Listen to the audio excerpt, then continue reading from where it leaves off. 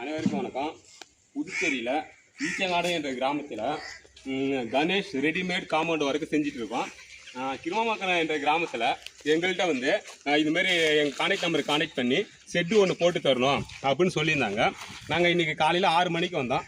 6 மணிக்கு வந்து ஷெட்டு வேலையை ஆரம்பித்து நல்லா ஒரு நாள் வந்து போஸ்ட் நட்டோம்.